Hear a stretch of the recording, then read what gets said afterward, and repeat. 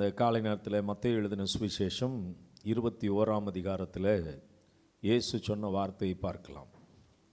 மத்தேயு 21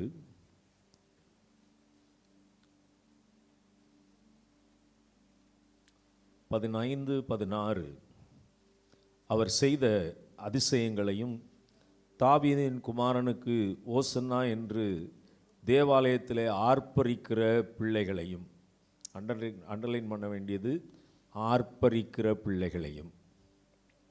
ஆங்கிலத்தில் மேத்யூ 21:15 மத்தேயு 21:15 ஆர்ப்பரிக்கிற பிள்ளைங்க. அப்போது ஆங்கிலத்தில் அது எப்படி எழுதியிருக்குன்னு பாருங்கள். மேத்யூ சாப்டர் 21:15 அங்கே ஆர்ப்பரிக்கிற பிள்ளைகளை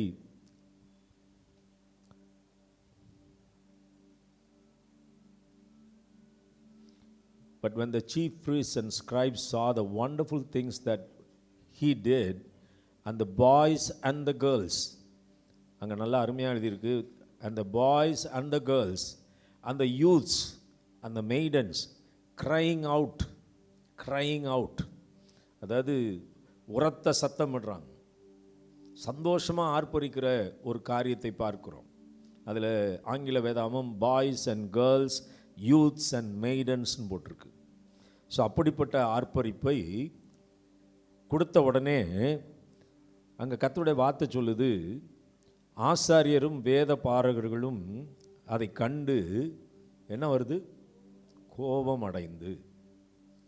so they were so annoyed when they heard the பிள்ளைங்க பாடுறதை கேட்ட உடனே ரொம்ப கோபப்படுறத கர்த்தருடைய வார்த்தையில் வாசிக்கிறோம். நிறைய நேரம் நம்ம மண்டைக்கு வேலை செய்யாது.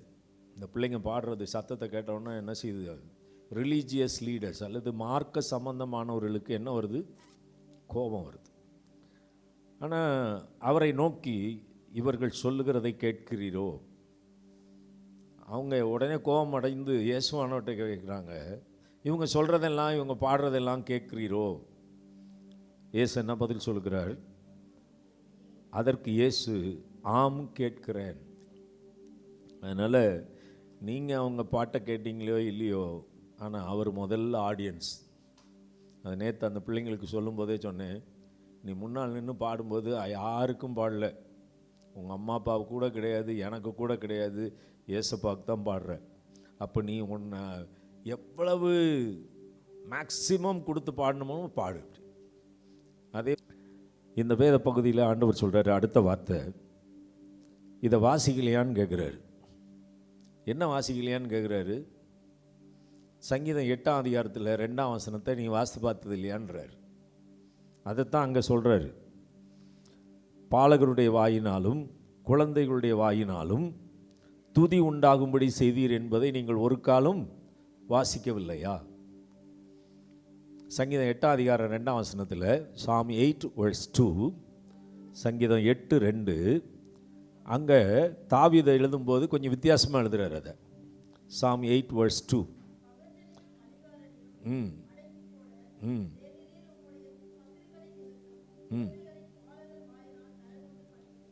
கர்த்தருடைய வார்த்தையில் வாசிக்கிறோம், நான் கேட்குறேன், துதி சத்தத்தெல்லாம் கேட்குறேன், பாட்டு சத்தத்தெல்லாம் கேட்குறேன்னு ஆண்டவர் சொல்லிட்டு ஆண்டவர் அடுத்து சொல்கிறாரு, இதை நீங்கள் வாசிக்கலையா அப்படின்றாரு. வாசிக்கலையான்னு சொல்லிட்டு சங்கீதம் 8ஆம் அதிகாரத்தை சொல்லும்போது என்ன சொல்கிறாருன்னா, out of the mouth of babes and unweaned infants you have established strength because of your foes that you might silence the enemy and the Avenger.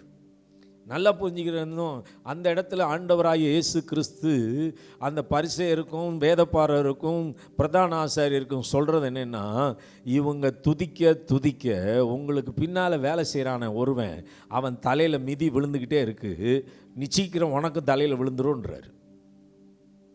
புரிஞ்சிருந்தா okay. நல்லா புரிஞ்சுங்க. The more you praise and worship the Lord, the more and you lift the name of the Lord, you are stamping on the devil, you are stamping on Satan by his authority. அவருடைய அதிகாரத்தினால ஆண்டவர் கொடுத்திருக்கிற இந்த price, இந்த துதி, இந்த ஆராதனை இப்படி நான் ஏறெடுக்கும்போது அவர் கேட்குற அதே நேரத்தில் என் காலுக்கடியில் ஒருத்தர் மிதி வாங்கிக்கிட்டே இருக்கான். அவன் யாருன்னா சத்துரு, சாத்தான். அவனுடைய வாயை அடைக்கிறதுக்கு ரொம்ப அருமையாக சொல்கிறாரு, பகிஞ்சனையும் பழிகாரனையும் அடக்கி போட. அடக்கி போட, அடக்கிறதுனா என்ன அர்த்தம்? அடங்காத குதிரையை அடக்கிறதுக்கு நீங்கள் கடிவாளம் மாட்டி ட்ரை பண்ணணும். ஆனால் அடங்காத இந்த சத்துருவை அடக்கிறதுக்கு கடிவாளம்லாம் இல்லை. ஒன்றே ஒன்று, வாயை திறந்து ப்ரைஸ் அண்ட் வர்ஷிப் பண்ண தெரியணும். The more you praise, the more you give thanks, you will stamp on the devil and you will silence him. இந்த காலை நேரத்தில் சொல்லிட்டோம், உங்களுக்கு சத்துரு நிறைய காரியங்களை சொல்லிக்கிட்டே இருக்கிறது தலையில் வாங்கிக்கிட்டே இருக்கீங்கன்னா நீங்கள் ப்ரைஸ் பண்ண ஆரம்பித்தா அந்த வாயை அடக்கிடுவீங்க. உங்களுக்கு நெகட்டிவ் தாட்ஸுக்கு, உங்கள் நெகட்டிவ் ஐடியாஸுக்கு இல்லைன்னு சொல்லுகிற ஒரு வாழ்க்கையை ஆவியானவர் தந்தருள்வார். இந்த காலை நேரத்தில் ப்ரைஸ் அண்ட் வர்ஷிப் பண்ணுறவங்களுக்கு புது புது ஐடியாஸ் வரும். ப்ரைஸ் அண்ட் வர்ஷிப் பண்ணுறவங்களுக்கு ஆண்டவர் நல்ல காரியங்களை நமக்கு வெளிப்படுத்துகிறதை பார்க்க முடியும். ஸோ கர்த்தருடைய வார்த்தையில் வாசிக்கிறோம், பகைஞனையும் பழிகாரனையும் அடக்கி போட பாலகர் குழந்தைகள், அதாவது பால் மறந்த குழந்தைகள் வாயினால் துதி உண்டு பண்ணினீர். The more they praise, the more they worship. உங்கள் வீட்டுக்கு விரோதமாக எழும்பி இருக்கிற எல்லா காரியமும் உடஞ்சி விடும். நான் சொல்லாமல் இருக்க முடியாது, ஐ மிஸ் மை கிராண்ட்சன். இங்கே ஏன்னா the more the children praise, the more the children praise, the more that victory we gain. அவ்வளவு தூரத்துக்கு வெற்றியை நாம் பார்க்கிற நாட்கள். ஆண்டவர் சொல்கிறாரு, கேட்கிறேன்னு சொன்னார். ரெண்டாவது, நான் கேட்குறது மாத்திரம் இல்லை, அவங்க செய்ய செய்ய சத்துருவை அடக்கி போடுறாங்க, பழிகாரனை அடக்கி போடுறாங்க, அவன் பிசாசின் வாயை கட்டுறாங்க. அதனால் உங்கள் வீட்டில் உங்கள் பிள்ளைங்களோட உட்காந்து ஃபேமிலி ப்ரேயரு, அதில் என்ன பண்ணியிருக்காரு பாருங்கள். இந்த ஆங்கில வேதாமத்தில் ஆண்டவர் கேட்கிறேன்னு சொல்லும்போது அந்த வார்த்தையில் மத்தேயு 21:8 என்ன 18 என்ன சொல்கிறாருன்னா, சில்ட்ரன் பேப்ஸ்ன்னு போடாமல் boys and girls, youths and மெய்டன்ஸ்னு போட்டிருக்கு. காலை நேரத்தில் கர்த்தருடைய வார்த்தையில் சொல்லியிருக்கிறபடி பிள்ளைங்க நீங்கள் ப்ரைஸ் அண்ட் வர்ஷிப்பை நீங்கள் கன்டினியூ பண்ணிங்கன்னா உங்கள் லைஃப்பில் புது எலிவேஷனுக்கு ஆண்டவர் கொண்டு போகிறத பார்ப்பீங்க. நம்பர் 3, மூன்றாவதாக praise and worship by children, அந்த பிள்ளைங்களுக்கு ஆண்டவர் கொடுத்துருக்கிற ஆசீர்வாதம். வாசிக்கலாம் கர்த்தருடைய வார்த்தையில் ஐசாயா சாப்டர் 11, ஏசாயா 11ஆம் அதிகாரம். Isaiah chapter 11 verse 8. இருங்க எல்லாம் எடுத்துக்கோங்க. ஐசாயா சாப்டர் 11, ஏசாயா 11ஆம் அதிகாரம் 8ஆம் வசனம். பால் குடிக்கும் குழந்தை விரியன் பாம்பு வலையின் மேல் விளையாடும், பால் மறந்த பிள்ளை கட்டுரியான் புற்றிலே தன் கையை வைக்கும். என் பரிசுத்த பர்வதமெங்கும் தீங்கு செய்வாரும் இல்லை, கேடு செய்வாரும் இல்லை. சமுத்திரம் ஜலத்தினால் நிறைந்திருக்கிறது போல் பூமி கர்த்தரை அறிவினால் நிறைந்திருக்கும். 7ஆம் வசனம். பசுவும் கரடியும் கூடி மேயும், அவைகளின் குட்டிகள் ஒருமித்து படுத்துக்கொள்ளும்.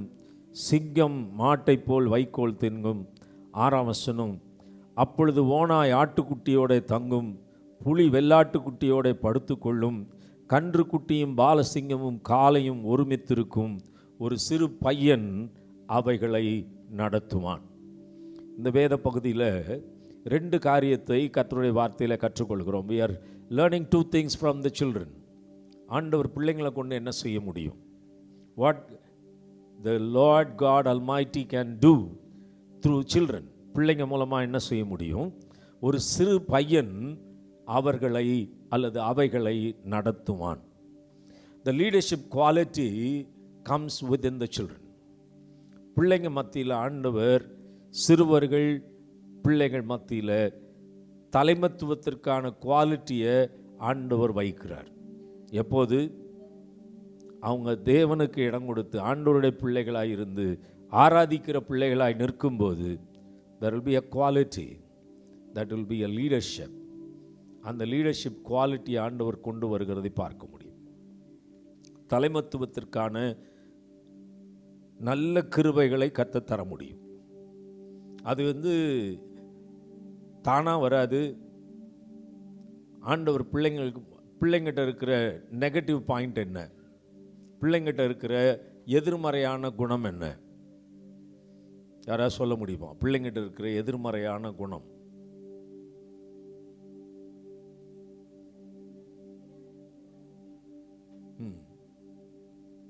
வேதாமத்தில் என்ன இருக்கு?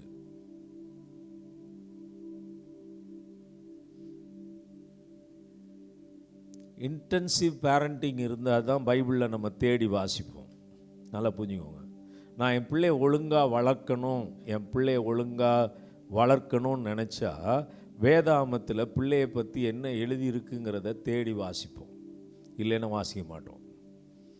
ஒரு அப்பா தான் பிள்ளையை நல்லா உருவாக்கணும்னு நினச்சா அப்பாவாக இருக்கிற நான் என்ன செய்யணுங்கிறத நான் தேடி வாசித்தா தான் என் பிள்ளையை நான் உருவாக்க முடியும். நான் கத்துறதுனால உருவாக்க முடியாது. நல்லா புரிஞ்சுக்கோங்க. நான் கத்துறதுனால கோவப்படுறதுனால ஒரு காரியத்தை சாதிக்க முடியாது. இன்றைக்கே எழுதித்தரேன். ஏன்னா என்னுடைய 67 வயது அனுபவத்தில் நான் பார்த்துருக்கேன். கத்தி பிரயோஜனம் இல்லை, கோவப்பட்டு பிரயோஜனம் இல்லை. அது ஒன்றையும் நடப்பிக்காது, நடப்பிக்கவும் முடியாது. வேதாமம் சொல்லுது, பிள்ளையின் இருதயத்தில் மதியினம் ஒட்டி இருக்கும். பிள்ளையின் இருதயத்தில் மதியினம் ஒட்டி இருக்கும். அந்த மதியினம் போகிறதுக்கு என்ன செய்யணும்? அதுக்கு உடனே பரம்ப கையாடணும். சூப்பராக அங்கேருந்து பைபிளில் பாதி வார்த்தை எடுத்தால் நீங்கள் பாதி வார்த்தையை கம்ப்ளீட் பண்ணிட்டீங்க, ரொம்ப வாழ்த்துக்கள். ஆனால் மதியினம் போகிறதுக்கு பெரம்பு மட்டும் வேலை செய்யாது. யாராவது டீச்சர் இருக்கீங்களா? மதியினம் போகிறதுக்கு என்ன செய்யணும்? மதியினம்னா என்ன? ஃபூலிஷ்னஸ். அது போகிறதுக்கு என்ன செய்யணும்? நல்ல டீச்சராக இல்லை நீ, சொல்லி தரணும். கரெக்டாக சொன்னோம். I need to teach the children what is right and what is wrong. I need to teach the children what is wisdom, what is knowledge, what is understanding. நான் டீச்சே பண்ணாமல் அந்த பிள்ளை போய் தெருவில் இருக்கிறத மிதிச்சுட்டு வந்தவொடனே காலில் அடித்தா அந்த பிள்ளைக்கு புத்தி வந்துடுமா? அதில் காலை வச்சினா நாரும். அது நம்ம நடக்கிற பாதை இல்லை, அதை விட்டு விலகி போகணும். That is dirty. அது அசுத்தம், அது அசிங்கம். காலில் ஒட்டுச்சுன்னா நாரும். கற்றுக் கொடுக்கலைன்னா அந்த பிள்ளை என்ன தான் செய்யும்? ஏன்? காலை வைக்கிறதுல அது எப்படி இருக்கும்? ரொம்ப சாஃப்டாக இருக்கும். அப்போ சாஃப்டாக இருக்கிறதுல காலை வச்சு தான் பார்க்கும். முள்ளில் போய் கால் வைக்குமா? வைக்காது. ஏன்? குத்தும். ஆனால் சாஃப்டாக இருக்குது, ரோட்டில் தானே கிடக்குதுன்னு மிதிக்கும். ஆனால் வீட்டுக்குள்ளே வந்தால் நம்மளால் தாங்க முடியாது. அப்போ நம்ம பெரம்பு எடுத்து அடிப்போம். ஏன் அடிக்கிறோம்? we did not teach the child where to walk and how to walk. எப்படி நடக்கணும், எதில் நடக்கணும்னு கற்றுக் கொடுக்கல. ஏன்னா பிள்ளை இடத்துல பிறப்பிள்ளையே என்ன இருக்குது? மதியினம் ஒட்டி இருக்கு. அதை எடுக்கிறது பெரம்பு மாத்திரம் இல்லை. முதலாவது கர்த்தருடைய வார்த்தையில் சொல்லியிருக்கு, உன் பிள்ளையை நடக்க வேண்டிய வழியிலே நடத்து. ஒரு தடவை சொன்னீங்க, 2 தடவை சொன்னீங்க, 3 தடவை சொன்னீங்க, கேட்கல. 4வது தடவை நான் என்ன தான் எடுக்கணும்? பெரம்பு எடுக்கலாம். எடுத்த எடுப்பிலே பெரம்பு எடுக்கிற பிள்ளைங்க நிச்சயமாக சொல்கிறேன், அந்த வீட்டில் பயந்தே வாழுமே தவிர பயபக்தியோடு வாழாது. எடுத்த எடுப்புலேயே கத்துற பேரண்ட்டிட்ட வளர்கிற பிள்ளை நிற்கும். ஆனால் எடுத்த உடனே கற்றுக் கொடுக்குற பேரண்ட்ஸ்கிட்ட இருந்துச்சுன்னா அந்த பிள்ளை பேரண்ட்டை திரும்ப திரும்ப வரும். டாடி, எங்கள் ஸ்கூலில் இந்த பையன் இப்படி சொல்கிறான், இது சரியா? மம்மி, இந்த பொண்ணு இந்த மாதிரி சொல்கிறா, சரியா? கேட்க வரும். இல்லைன்னா கேட்காது. நீங்கள் தான் வல்லுன்னு விழுவீங்களே, நீங்கள் தான் முர்றன்னு நிற்பீங்களே, அந்த பிள்ளை எங்கே வந்து நிற்கும்? அந்த பிள்ளைக்கு அடைக்கலமே எதுதான்? ஹோம், வீடு. அம்மா அப்பா நான் நம்பி வந்து அடையத்தக்க என் பெற்றோர். I can open my heart to them. என் பிள்ளைங்க 2 பேரும் மறைக்கணும்னு சொல்லி பிளான் பண்ணி அடித்து வருவாங்க. நீ சொல்லாத நான் சொல்லாதேன்னு சொல்லிகிட்டே வருவாங்க. கடைசியில் பார்த்தா 2 பேருமே ஓப்பன் அப் பண்ணுவாங்க. அது எப்படி ஓப்பன் அப் ஆகும் தெரியுமா? ஆண்டவர் கிருபையினால ஒரு சின்ன கேள்வியை போட்டவுடனே 2 பேரும் ஆளுக்கு மூஞ்சி பார்ப்பாங்க. என்ன பார்ப்பாங்க அப்படின்னா, நீ சொன்னியா? அவன் பார்ப்பான், நீ சொன்னியான்னு. இல்லை, அப்புறம் எப்படி இந்த கேள்வி கேட்குறாங்க? 2 பேரும் உண்மையை ஒத்துக்குவாங்க. வேறு வழியே கிடையாது. அதுக்கு ஆண்டவருடைய அறிவும் ஞானமும் பெற்றோருக்கு தேவை. எனிவே, கர்த்தருடைய வார்த்தையிலேருந்து வாசிக்கிறோம், பெற்றோர் கற்றுக் கொடுக்காமல் பனிஷ்மெண்ட் எடுக்க முடியாது. டீச் பண்ணி ட்ரெயின் பண்ணாமல் அந்த பிள்ளையை பனிஷ் பண்ண முடியாது. அதுக்கு தான் ஆண்டவர் சொன்னார், உன் பிள்ளையை வளர்க்க வேண்டிய விதத்திலே வளர்த்துடு அப்படின்னு சொன்னால், train the child the way he need to go. உங்கள் பிள்ளைக்கு புரியுமா புரியாதா? புரியுமா புரியாதா? கர்த்தருடைய வார்த்தை சொல்லுது, ஒரு சிறு பையன் அவைகளை நடத்துவான். அப்படின்னா ஆண்டவர் உங்கள் பையனுக்கு தலைமை தாங்கி நடத்தக்கூடிய அளவுக்கு மண்டையில் என்ன வச்சுருக்கேங்கிறாரு?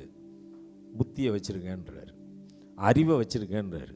அவனுக்கு தேவை ஞானம், அவனுக்கு தேவை கர்த்தருடைய வார்த்தையிலேருந்து போதனை, அவனுக்கு தேவை உற்சாகம் மூட்டக்கூடிய ஒரு பெற்றோர், அவனுக்கு தேவை அவன் தோளில் கையை போட்டு அவனுக்கு தன்னுடைய அன்பையும் அரவணைப்பையும் உற்சாகத்தையும் ஊட்டுகிற தகப்பன் தேவை, தாய் தேவை.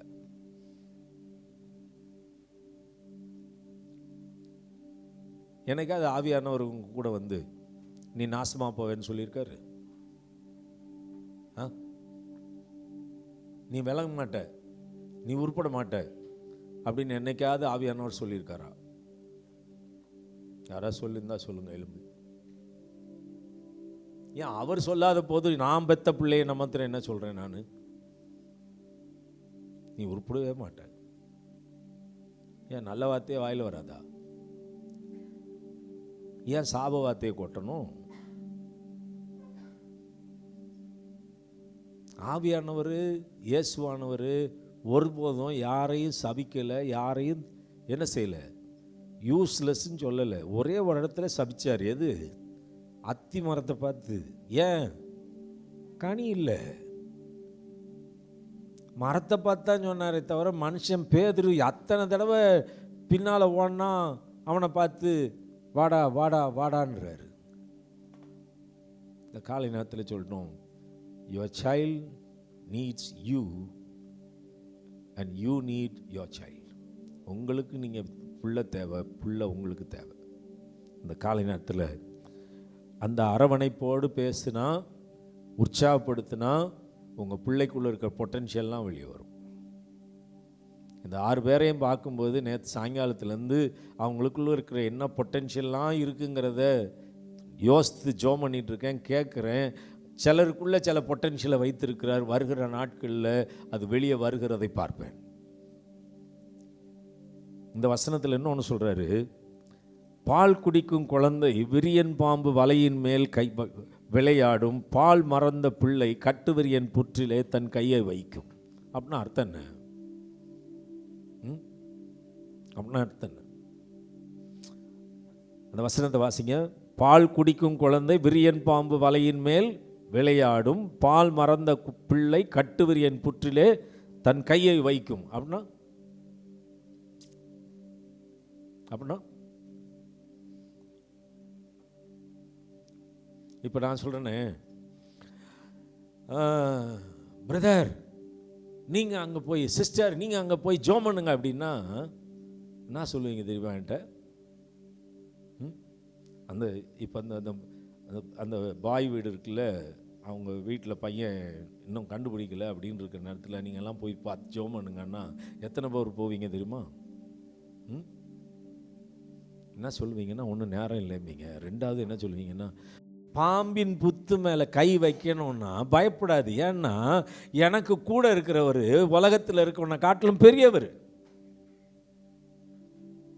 அதாவது working on the gifts of the holy spirit, obeying the word of God will not be a problem for them. ஆண்டவருடைய வார்த்தைக்கு கீழ்ப்படுகிறது அவங்களுக்கு கஷ்டம் கிடையாது. ஆண்டவர் சொன்ன வார்த்தையின்படி பாம்பை பிடிப்பாங்கன்னா பிடிப்பாங்க. நமக்கு 1008 கேள்விக்கு இருக்கும். இன்னைக்கும் சொல்கிறேனே, 35 புதிய ஏற்பாடு கொடுத்ததுக்கு ஒருத்தர் எனக்கு பதில் கொடுத்தாங்க. இன்னும் எத்தனை பேர் வீட்டில் பத்திரமா இருக்குன்னு தெரியும். என் வீட்லேயே நானும் பார்க்குறேன், வெளியிலையும் பார்க்குறேன், வாங்கினவங்க பத்திரமா வீட்டில் வச்சுருக்குறாங்க. வேணா சூடம் ஊதுபத்திலாம் போட்டு எதாவது வைங்க. ஏன்னா கீழ்ப்படிய மாட்டோம்ல நம்ம தான். அவ்வளோ தூரத்துக்கு நமக்கு ஆத்ம பாரம், அவ்வளோ தூரத்துக்கு நமக்கு ஆண்டவருக்கு கீழ்ப்படியணுங்கிற வேகம். ஆனால் அந்த பிள்ளைங்கிட்ட சொல்லி பாருங்க, ட்ரெயின் பண்ணுறது எனக்கு ரொம்ப ஈஸி. அதனால தான் என்னவோ ஆண்டவர் சொல்லிட்டாரு, அந்த பிள்ளையும் கூப்பிட்டு முன்னால் நிறுத்திட்டு, இந்த பிள்ளையை போல நீ மனம் திரும்பி சிறு பிள்ளையாய் மாறாவிட்டால், அந்த வசனம் தெரியுமா தெரியுதா? நீங்களா எடுத்து கண்டுபிடிச்சு சொல்லுங்க பார்ப்போம். அந்த சின்ன பிள்ளையை போல மாறாவிட்டால், நீங்கள் எடுத்து வாசிங்க. சும்மா கதையெல்லாம் சொன்னால் எனக்கு புரியாது. அது அதிகாரம் சொல்லுங்க பாஸ்டர், அப்படின்னா தான் நாங்கள் கண்டுபிடிப்போம். கண்டுபிடிச்சவங்க எடுத்து வாசிங்க.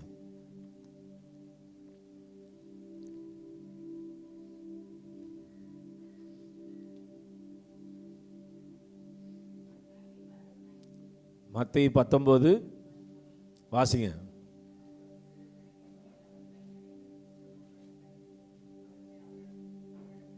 இல்லை அது இல்லை, 12. சாரி,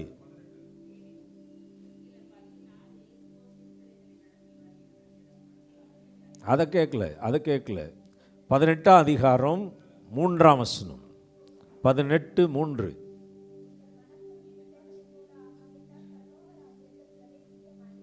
ஐயோ, நான் இவ்வளவு நாள் நினச்சேன் மனம் திரும்பி ஞானஸ்நானம் எடுத்தா எங்கே போயிடுவேன்னு நினச்சேன். எங்கே போயிடுவேன்? நான் கூட ப்ரீச் பண்ணியிருக்கேன். இப்போ 3ஆவது வசனத்தில் இப்படி எழுதியிருக்கு, மனம் திரும்பி. எப்படி? இங்கே உட்காந்துருக்கவங்க எத்தனை பேர் பிள்ளை மாதிரி ஆயிருக்கீங்கன்னு சொல்லுங்க பார்ப்போம். உங்கள் வீட்டுக்காரன்ட்ட முறைக்கிற முறையிலே தெரியுமா எனக்கு? புருஷன் மாதிரி பிள்ளை மாதிரியா இருக்கீங்க, புலி மாதிரில இருக்கீங்க. பிள்ளை என்ன செய்யும்? மனம் திரும்பி சிறு பிள்ளையை போல் ஆகாவிட்டால்னா அர்த்தம் என்ன?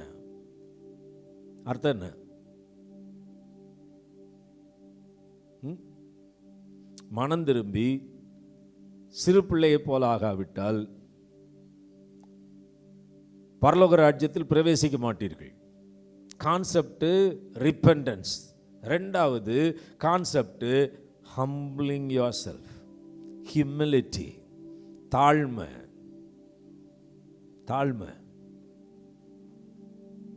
எத்தனை பேருக்கு இருக்குன்னு கொஞ்சம் யோசிச்சு பாருங்க பார்ப்போம்.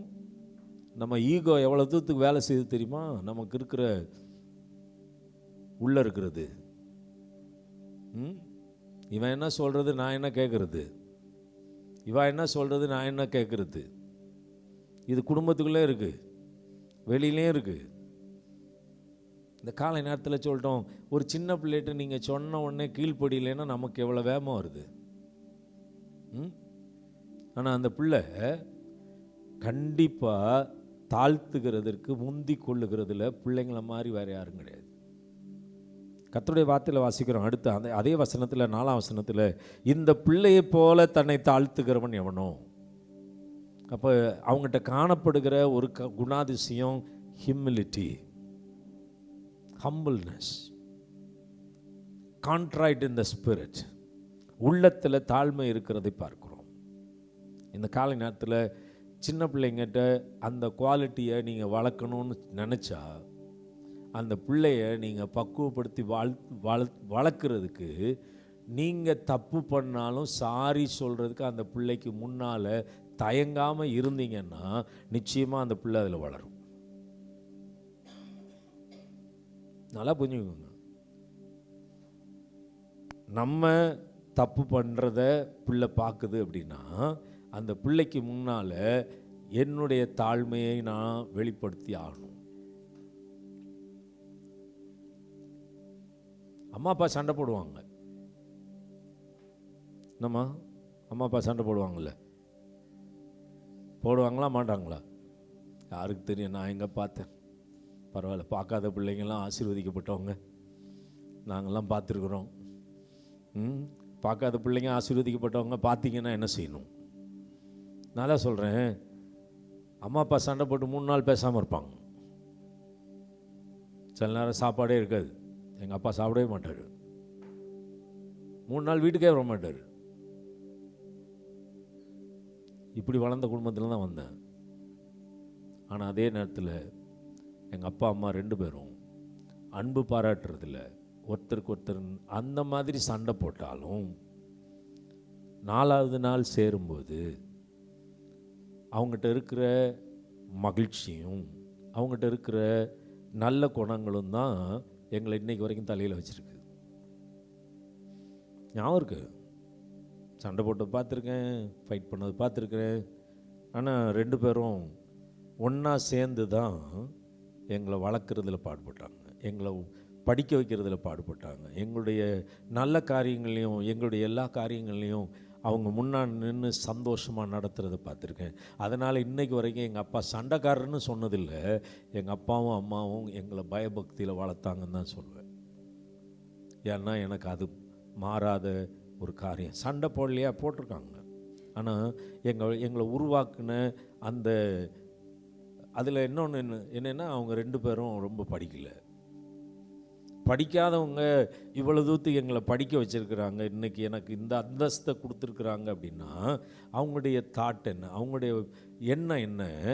என் பையன் என் பொண்ணு எங்களை காட்டிலும் நல்லா வரணும், மேலே உயர்ந்திருக்கணும், சமுதாயத்தில் அந்தஸ்து ஆசீர்வாதமாக இருக்கணுங்கிறதுக்கு தங்களுடைய சண்டைகள் தங்களுடைய எல்லா பிரச்சனைகள் மத்தியிலையும் ஒருமனப்பட்டு எங்களை உருவாக்குனாங்க.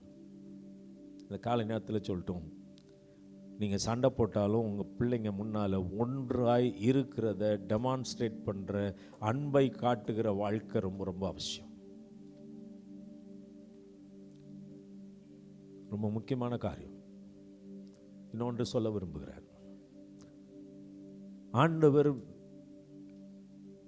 டிவோர்ஸை வெறுக்கிறார், அதாவது விவாகரத்தை வெறுக்கிறார். இன்றைக்கி கல்யாணம் ஆகிறதுக்கு முன்னாலேயே நிறைய பேருக்கு மண்டையில் ஏற ஆரம்பிச்சிருது. என்னன்னா, இவரோட வாழ்ந்து பார்ப்போம், அப்படி இல்லைன்னா விட்டுட்டு அடுத்ததை செட் பண்ணிக்குவோம். அப்படியே ஆரம்பமே தலையில் சொல்லி வளர்க்குற ஆட்கள் நிறைய இருக்குது. ஆனால் திருமணமானது 1000 காலத்து பயிர், இது நித்திய காலம் வரைக்கும் உடன்படிக்கை, இது கர்த்தருடைய சமூகத்தில் ஏறெடுக்கப்பட்ட உடன்படிக்கை, தேவன் இணைக்கிறது, மனுஷன் பிரிக்க முடியாத ஒன்று. அப்படிப்பட்ட ஒரு திருமண வாழ்க்கைக்கு தான் கர்த்தர் ஒன்றை வைத்திருக்கிறாருன்னு கற்றுக் கொடுத்து வளர்த்தா அந்த பிள்ளை தலையில் என்ன இருக்காது, அடுத்த ஆல்டர்னேட்டிவ் இருக்குன்னு யோசிக்காது. இன்னைக்கு காலையில் பைபிள் ஸ்டடியில் சொன்னோம், உங்களுக்கு ஒரு கேள்வி கொடுத்து 4 ஆப்ஷன் பண்ணால் என்ன பண்ணுவீங்க? ஒரு கேள்வியை கொடுத்து ஏபிசிடி அல்லது 1 2 3 4ன்னு பதில் கொடுத்துருந்தா 4ம் சிமிலராக இருக்குதுன்னு வச்சுக்குவோமே, த பெஸ்ட்டை சூஸ் பண்ணுறதுக்கு என்ன இருக்குது? 4 இருக்குது, அதனால் 1 டிக் அடிச்சிருவீங்க. ஆனால் திருமண வாழ்க்கைன்னு நீங்கள் டிசைட் பண்ணால் டிக் அடிக்கிறதுக்கு ஆப்ஷன் கிடையாது, 1 2 3 4 கிடையாது. என்ன ஒரே ஆப்ஷன்? நம்ம பழமொழி, கல்லானாலும் கணவன் புல்லானாலும் புருஷன்கிற அந்த ஆப்ஷனை தவிர வேற கிடையாது. இவா தான் மனைவி, இவா தான் கணவன்கிறதா ஆப்ஷன். ஏனென்றால் அது கர்த்தருடைய வார்த்தை. அவர் விவாகரத்தை வெறுக்கிறார். அப்படின்னா கல்யாணம் கட்டுறதுக்கு முன்னாலே பிள்ளைக்கு மண்டையில் ஏற்றி இருக்க வேண்டியது என்னன்னா, ஒரே ஒரு தடவை தான் கல்யாணம், ஒரே ஒரு புருஷன்தான், ஒரே ஒரு பொண்டாட்டி தான். அதை ஏற்றி வளர்த்துட்டோன்னா அந்த பிள்ளை எப்படி இருக்கும்? வேற வழியே இல்லை, நான் இங்கே தான் இருப்பேன். சண்டை முத்தி போகிற நேரத்தில் கூட வேகமாக உச்ச கட்டத்துக்கு பத்தில் உன் வீட்டுக்கு போ அப்படின்னு சொல்லி புருஷன் சொல்லும்போது அந்த பொண்டாட்டி என்ன சொல்லுவான்னா, எனக்கு வீடே இதுதானே, நான் எங்கே போகிறது, உங்கள் வீடு தான் என் வீடு. சண்டை நிற்குமா போகுமா மேலே? அதோட ஹஸ்பண்ட் ஆஃப் ஆகிடுவார்.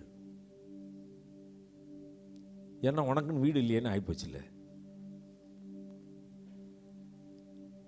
இப்போ இந்த பிள்ளையினுடைய வாழ்க்கையை பற்றி பேச வந்தேன் இந்த இடத்துல.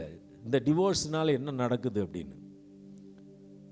ஒரு திருமணம் இப்போ நடந்து முடிஞ்சு இப்போ 2ஆக பிரிஞ்சு நிற்குது. அவங்க வீட்டில் ஒரு பொண்ணு இருக்குது.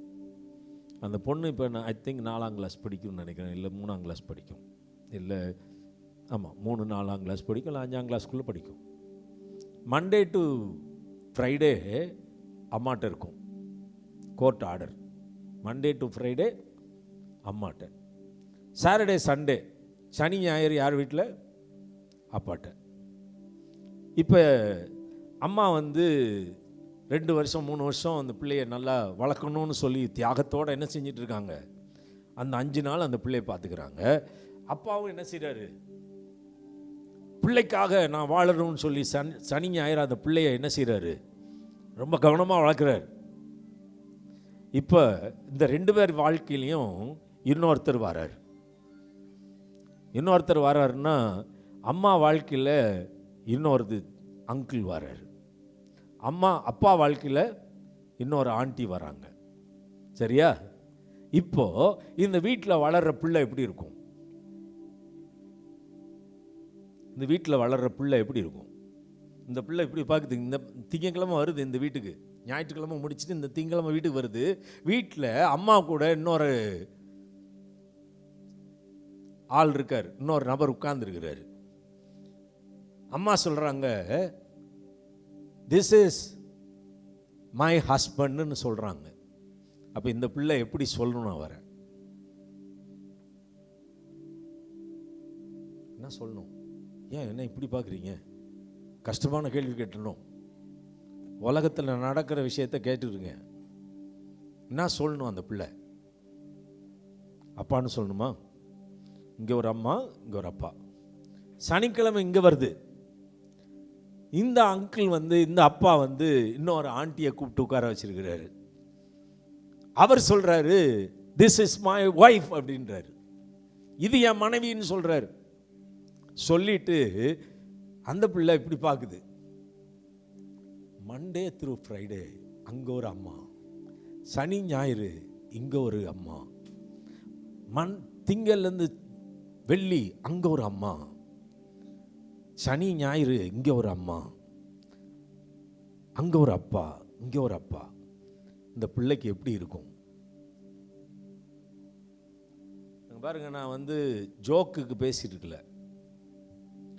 இன்னைக்கு உலக நிலவரத்தில் இப்படி இருக்கும்போது அந்த பிள்ளை எப்படி இருக்கும்? அந்த மனநிலையை கொஞ்சம் யோசிச்சு பாருங்க. They are confused, they are frustrated, they are depressed, they lost the love of parents and they are into the most critical time of their life. அந்த சின்ன பருவத்தில் அம்மா அப்பா உறவை கண்டு அந்த அன்பிலும் ஐக்கியத்திலும் அந்த ஆதரவிலும் வளர வேண்டிய பிள்ளை இப்போ பிச்சு எடுக்கப்பட்டு ஒரு பேரண்ட்டு இந்த பக்கம் வித்தியாசமாக, இந்த பக்கம் ஒரு பேரண்ட்டு வித்தியாசமாக வாழும்போது அந்த பிள்ளைக்கு குடும்பம்னா எப்படி இருக்கும்?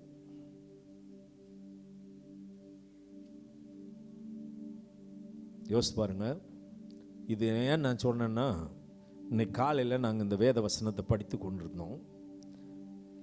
இந்த பிள்ளைங்க குழப்பத்துக்குள்ளேயும் வேதனைக்குள்ளேயும் சூசைடுக்கும் சின்ன பிள்ளையிலேயே அசுத்தமான பாவ பழக்கத்துக்கும் தள்ளப்படுவதற்கு காரணம்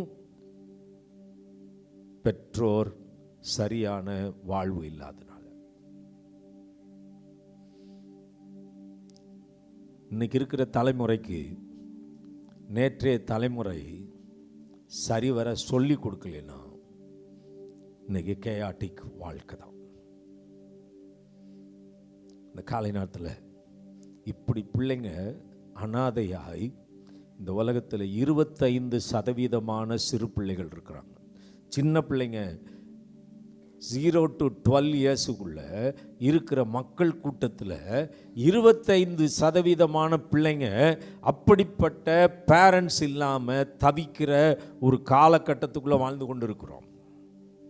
காரணம் என்னன்னா, பெற்றோர் கர்த்தருடைய வார்த்தையின்படி தங்கள் அமைத்து கொள்ளாத திருமண வாழ்க்கை. ஆண்டவர் சொல்கிறாரு, இந்த சின்ன பிள்ளைக்கு நடத்தக்கூடிய கெப்பாசிட்டி இருக்குது. இந்த சின்ன பிள்ளை பாம்பு புத்து மேலே விளையாடுன்னு சொன்னால் உண்மையிலேயே லிட்ரலாக எடுத்தால் போய் பாம்பை பிடிக்கிற பிள்ளை இல்லை, பயம் இல்லாமல் கர்த்தருக்காக சேவை செய்கிற பிள்ளைங்க. கர்த்தருடைய வார்த்தையில் வாசிக்கிறோம். இந்த காலை நேரத்தில் அப்படிப்பட்ட தைரியத்தை ஆண்டவர் பிள்ளைக்குள்ளே கொடுத்துருக்கிறாரு. பயங்காட்டி வளர்க்காதீங்க, தேவனுடைய ஞானத்தினால் நிரப்பப்பட கேளுங்க.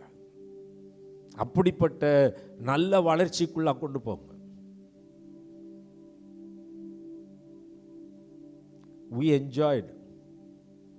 நாங்கள் எங்களுடைய சின்ன பிள்ளைங்களாக இருக்கிற காலகட்டத்தில் 2 பேரும் பிள்ளைங்க, சின்ன பிள்ளைங்க, அவன் முன்னால் ஸ்கூட்டரில் சீட்டில், சின்ன சீட்டில் உட்காந்துருப்பான். எங்கள் 2 பேருக்கு நடுவில் என் பிள்ளை உட்காந்துருப்பா. we adventured for ministry. ஊழியத்துக்கு, கிராம ஊழியத்துக்கு கூட்டு போவோம். கிராம ஊழியத்துக்கு கூட்டு போகும்போது கடினமான சூழ்நிலை இருக்கும். ஆனால் அந்த கடினமான சூழ்நிலையின் மத்தியில் பிள்ளைங்க அதை என்ஜாய் பண்ணதுனால இன்னைக்கு கர்த்தருக்கு சேவை செய்வது என் பிள்ளைங்களுக்கு எப்படி இல்லை, கஷ்டமாக இல்லை. they think it is a privilege. ஆனால் நம்ம இன்றைக்கி என்ன செய்கிறோம், நேரம் கிடைச்சா செய்வோன்றோம். ஆனால் கர்த்தருக்காக நான் செயல்படுவதை என் பிள்ளைங்க பார்க்கத்தக்கதாக நான் ஊழியத்தில் என் பிள்ளைங்களையும் கூட்டிகிட்டு போனேன்னு சொன்னால் அந்த பிள்ளைங்க நாளைக்கு ஊழியத்தை பற்றி என்ன நினைக்க மாட்டாங்க, குறையாக நினைக்க மாட்டாங்க. அதில் சந்தோஷத்தை பார்ப்பாங்க. ஆத்துமாக்கள் மனம் திரும்புகிறதையும் இந்த பிள்ளைங்க போய் கை வச்சு ஜெபம் பண்ணும்போது சுகமாகிறதையும் பார்த்தாங்கன்னா அவங்க வாழ்க்கையில் அதை கொண்டு வர்றது லகுவாக இருக்கும். இந்த காலை நேரத்தில் யோசிச்சு பார்ப்போம். நிறைய நேரம் நம்ம போடல பேண்ட்டு, நம்ம போடல ஷர்ட்டு, நம்ம போடல இப்படிப்பட்ட ஃபோன் நான் கையில் வச்சுருக்கல, இப்படிப்பட்ட லேப்டாப் நான் வச்சுருந்ததில்லை, என் பிள்ளை அனுபவிக்கிட்டு வாங்கி கொடுக்குற அதே பெற்றோர் நான் போன பாதையில் நீயும் வந்து சுவிசேஷம் சொல்ல வாடான்னு கூட்டு போனால் அது ஆசீர்வாதம், அது ஆசீர்வாதம். இந்த காலை நேரத்தில் இந்த ஏசாயா 11ஆம் அதிகாரத்தில் பாம்பின் மேல் விளையாடுகிற ஒரு அனுபவம்னா வேற ஒன்றும் இல்லை, கர்த்தருக்காக அட்வென்ச்சர் பண்ணுற பிள்ளை. இந்த காலை வேளையில் தேவ ஆவியானவர் கிருபை தருவாராக.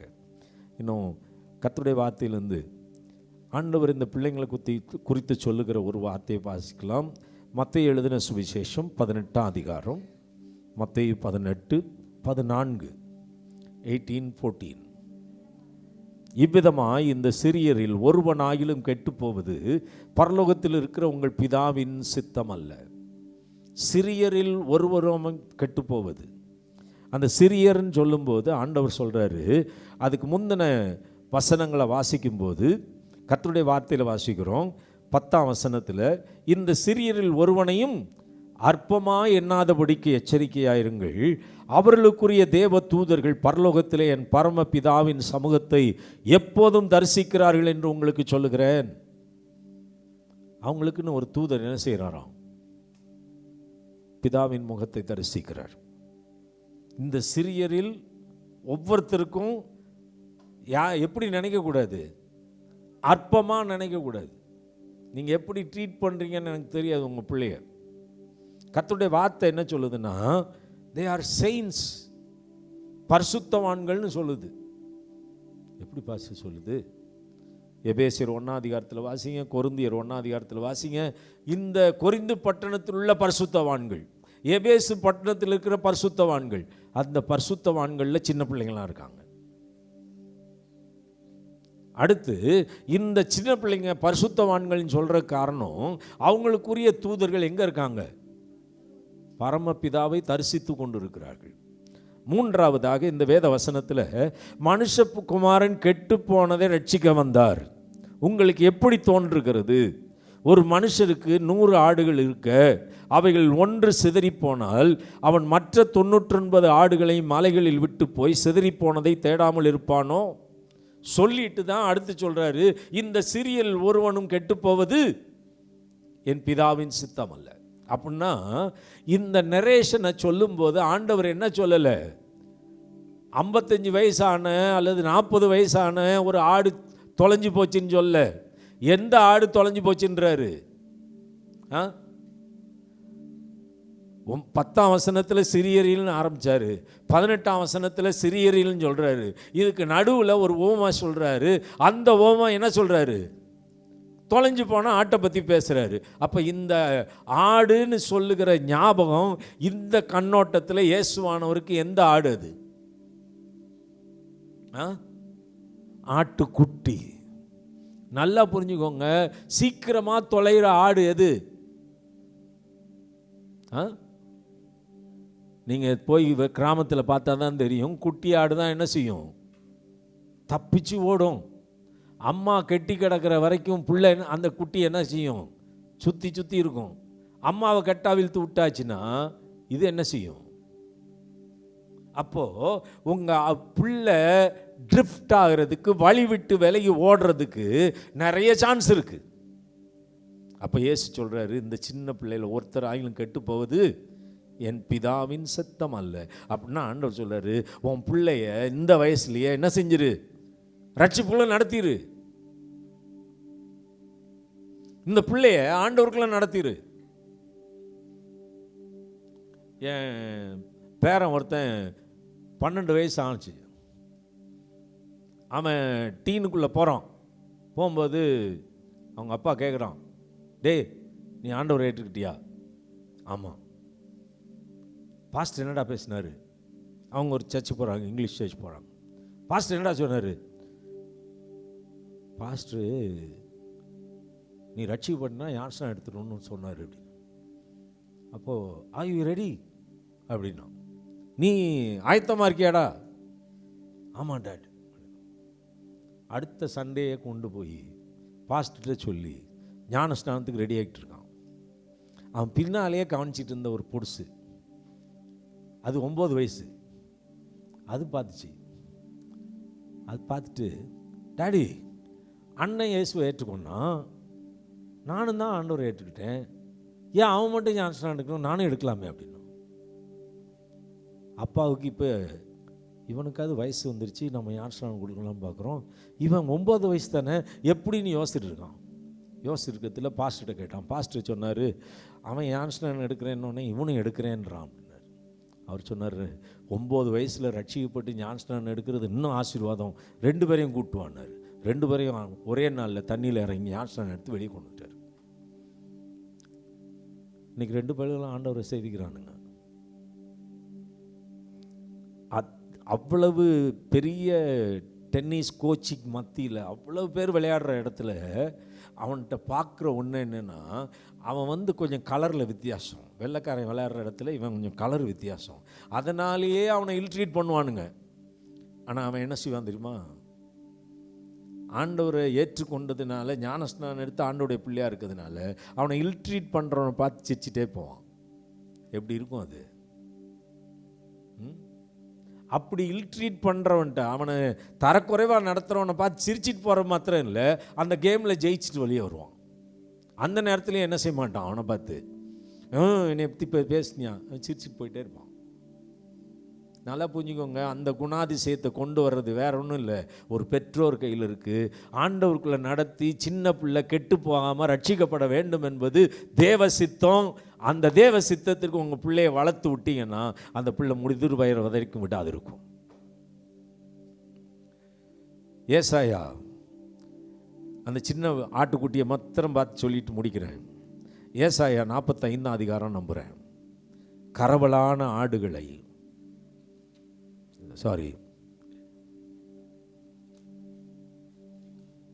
40ஆம் அதிகாரம், ஏசாயா 40, ஐசாயா 40 verse 11. சின்ன பிள்ளைங்களாம் நல்லா கவனி, உங்களை எங்கே வச்சிருக்காரு பாரு. Isaiah chapter 40 verse 11. மெய்ப்பனை போல தமது மந்தையை மேய்ப்பார், ஆட்டுக்குட்டிகளை தமது புயத்தினால் சேர்த்து தமது மடியிலே சுமந்து கறவல் ஆடுகளை மெதுவாய் நடத்துவார். எல்லாம் பிள்ளைங்களை யாரோ ஒருத்தர் இங்கிலீஷில் வாசி பார்ப்போம். ஈவ்லின் வாசி.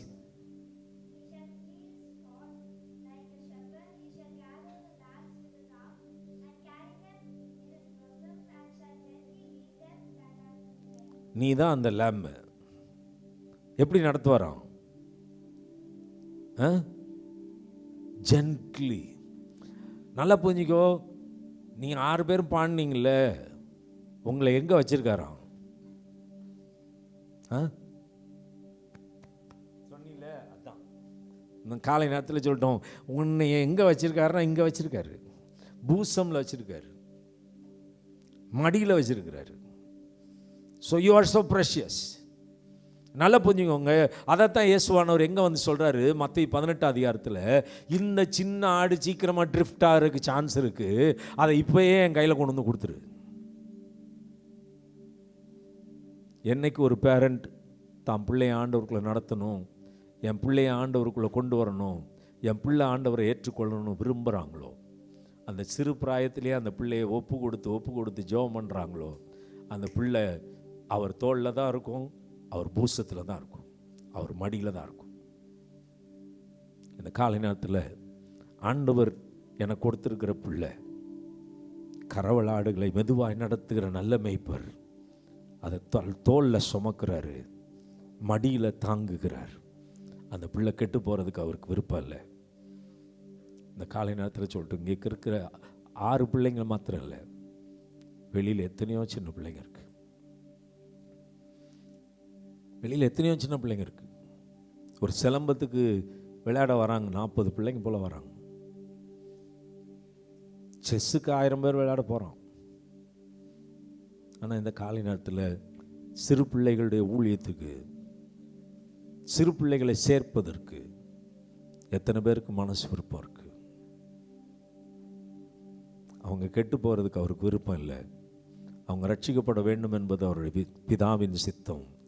அவர்களை நெஞ்சார சுமக்கிறார், தோளில் சுமக்கிறார், மடியில் காத்து போஷிக்கிறார். அந்த ஊழியத்தை செய்கிற ஒரு பாக்கியம் ஆண்டவர் எல்லாருக்கும் கொடுக்குறாரு. அதில் இன்வால்வ் பண்ணால் அதை மாதிரி ஆசீர்வாதம் எதுவும் கிடையாது. ஆனால் இந்த காலை நேரத்தில் சின்ன பிள்ளைங்க ஊழியம் தானே, சிறு பிள்ளைகள் ஊழியம் தானே, அது அவங்க செய்வாங்க, இவங்க செய்வாங்க அப்படின்னு அல்ல தட்டிட்டு போகிறது ஈஸி. ஆனால் செஞ்சால் நித்தியத்துக்குள்ளே காலாகாலமாய் ஆண்டவருக்காய் நிற்கிற ஒரு பெரிய சேனையை எழுப்புகிறோம். கர்த்தர் ஆசீர்வாதமாக்குவார். டிஎல் மூடி ஒரு நாள் மீட்டிங் முடித்து வராரு. அவங்க வீட்டில் கேட்குறாங்க, இன்னைக்கு எத்தனை பேர் ரட்சிக்கப்பட்டாங்க? அவர் உடனே சொல்கிறார், 2.5 பேர், 2.5 டிக்கெட் அப்படின்னாராம். ஒன்று நான் 2.5 டிக்கெட்னா 2 அடல்ட்டு ஒரு சைல்டா அப்படின்னாங்க. அவர் நோ 2 சில்ட்ரன் ஒரு அடல்ட் அப்படின்னாரு. என்ன அப்படின்னா எப்படியா 2.5 டிக்கெட்டு அப்படின்னு அவர் சொன்னாராம். இந்த 2 சில்ட்ரனும் 8 வயசு 9 வயசு, அவங்களுக்கு இன்னும் 70 வயசு இருக்குது, வாழ்வாங்க இயேசுவுக்காக. அது 2 அடல்ட்டு. இன்னொன்று சொன்னேன் 1/2 டிக்கெட்டு, அது ஆல்மோஸ்ட் 55-60 வயசு, டிக்கெட் வாங்க போகுது, பரலோகத்துக்கு போகிற வயசு 10 வருஷம்தான் இருக்குது, அதனால தான் அது 1/2 டிக்கெட்டு. நீங்கள் அடல்ட்டுக்கு வேலை செய்ய போகிறீங்களா, சில்ட்ரனுக்கு வேலை செய்ய போகிறீங்களா? சில்ட்ரனுக்கு வேலை செஞ்சால் சேனையை கர்த்தருக்கு எழுப்புவீங்க. இந்த காலை வேளையில் இந்த சில்ட்ரனுக்குள்ள லீடர்ஷிப் குவாலிட்டி இருக்குது. இந்த சில்ட்ரனுக்கு கர்த்தருடைய வார்த்தைக்கு டேரிங்காக கீழ்ப்படி இருக்குது, தைரியம் இருக்குது. கர்த்தருடைய வார்த்தையை எடுத்து செல்லக்கூடிய ஒரு சேனையாக எழும்புறதுக்கு கெப்பாசிட்டி இருக்குது. இந்த பிள்ளைங்களுக்கு போதிச்சு கற்றுக் கொடுத்து வளர்த்தா புத்தி இனத்திலேருந்து வெளியே வருவாங்க, இன்டலெக்சுவலாக இருப்பாங்க, கர்த்தருக்கு மகிமையாக எழும்புவாங்க.